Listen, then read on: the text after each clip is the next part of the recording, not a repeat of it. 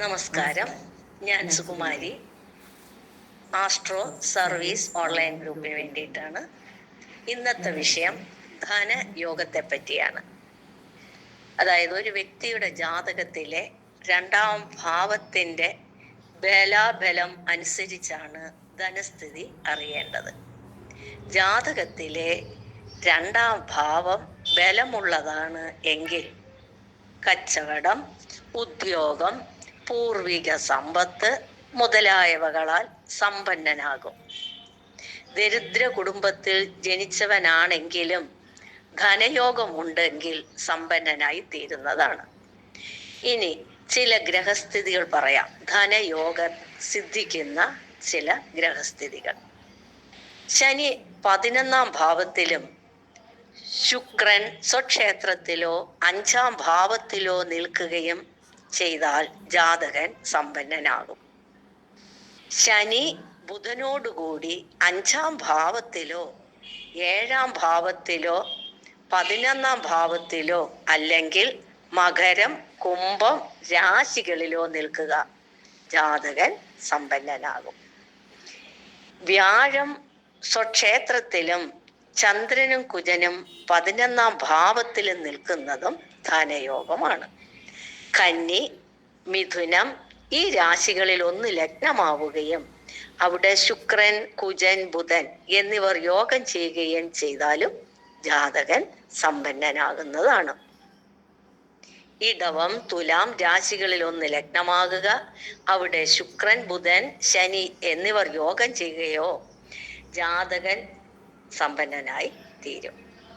ധനു, മീനം എന്നീ രാശികൾ ലഗ്നമാവുകയും അവിടെ വ്യാഴം ചന്ദ്രനോടോ കുജനോടോ കൂടി നിൽക്കുകയും ചെയ്താലും ജാതകൻ സ്ഥിരമായ സമ്പന്നനായി തീരുന്നതാണ്. 5ാം ഭാവാധിപൻ 5ൽ നിൽക്കുക, 11ാം ഭാവത്തിൽ രാഹു, കേതു ഒഴിച്ചുള്ള 2 ഗ്രഹങ്ങൾ നിൽക്കുന്നതും ധനലാഭയോഗമാണ്. ലഗ്നാധിപന്റെയോ 5ാം ഭാവാധിപന്റെയോ ബന്ധുഗ്രഹങ്ങളാണ് 11ൽ നിൽക്കുന്നതെങ്കിൽ ശ്രേഷ്ഠമായ സമ്പന്നത ലഭിക്കുകയും ചെയ്യും. ലഗ്നാധിപൻ 2 ബന്ധുഗ്രഹങ്ങളുടെ യോഗത്തോടോ ദൃഷ്ടിയോടോ കൂടി ലഗ്നത്തിൽ നിൽക്കുന്നതും ധനലാഭ യോഗമാണ്. ലഗ്നാധിപൻ 2ലും 2ാം ഭാവാധിപൻ 8ലും നിൽക്കുകയും അവരെ സൂര്യനോ ചന്ദ്രനോ വീക്ഷിക്കുകയും ചെയ്യുക. ഇനി 2ാം ഭാവാധിപൻ 11ലും 11ാം ഭാവാധിപൻ 2ലും പരിവർത്തനം ചെയ്ത് നിൽക്കുക. ഇവരിൽ ആരെയെങ്കിലും ലഗ്നാധിപനോ വ്യാഴമോ വീക്ഷിക്കുകയും ചെയ്താൽ ഉയർന്ന സമ്പന്നത യോഗമാണ്. 11ാം ഭാവാധിപൻ ഉച്ചത്തിലും ശുക്രൻ ഗുരുവിനാൽ വീക്ഷിക്കപ്പെടുകയും ചെയ്യുന്നതും കോടീശ്വരനാകാനുള്ള യോഗമാണ്. ലഗ്നത്തിൽ വ്യാഴം 2ാം ഭാവാധിപൻ 2ൽ 2ാം ഭാവത്തെ വീക്ഷിക്കുകയോ ചെയ്താലും ശുക്രൻ 11ാം ഭാവാധിപനോട് യോഗം ചെയ്ത് നിൽക്കുകയും ചെയ്യുക. ഇനി വ്യാഴം 2ാം ഭാവാധിപനായി കുജനോട് യോഗം ചെയ്ത് 2ൽ തന്നെ നിൽക്കുന്നതും കോടീശ്വര യോഗമാണ്. ഗുരുവും ശുക്രനും ചേർന്ന് 2ാം ഭാവത്തിൽ ലഗ്നാധിപന്റെ കേന്ദ്രത്തിൽ നിൽക്കുക, അവരെ 2ാം ഭാവാധിപനോ 11ാം ഭാവാധിപനോ വീക്ഷിക്കുക. ഇതും മറ്റൊരു കോടീശ്വര യോഗം തന്നെയാണ്.